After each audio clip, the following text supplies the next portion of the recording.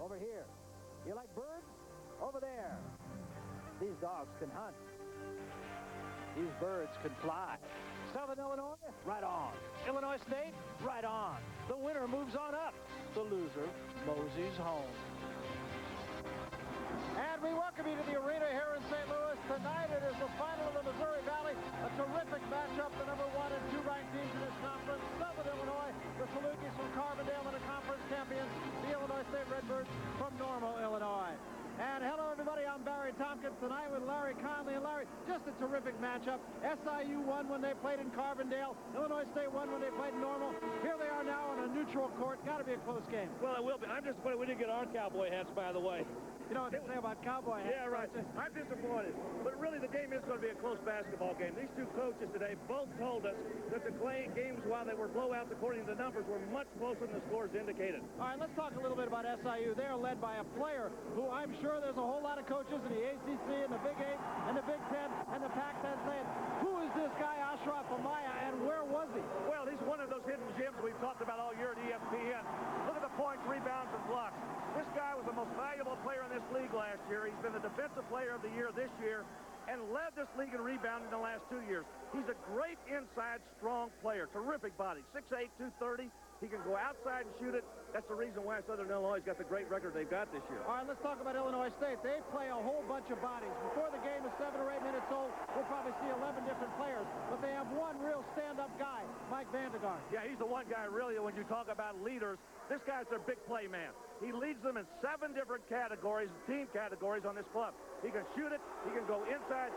Great at handling the ball in the open court. Again, a 6'8" player, but again, one of those types of players you love to watch up and down the floor. All right, so what's going to be the difference in the game? Well, we talked to Rich Herrin of Southern Illinois. He said, we got to get some cheap transition baskets. We talked to Bob Bender of Illinois State. He said, we can't allow any cheap transition baskets. Whoever can make them is going to win the ball game. Sure, we've seen some tough times. Changes in the economy happen constantly. But with cable advertising, you can transform changes into opportunities.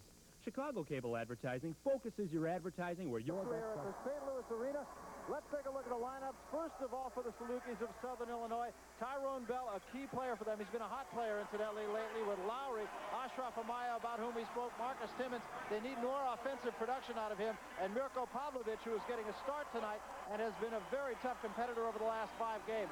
They are coached ably and coached for 8 years by Rich Herrin, and you see his record, 140 up, 106 down.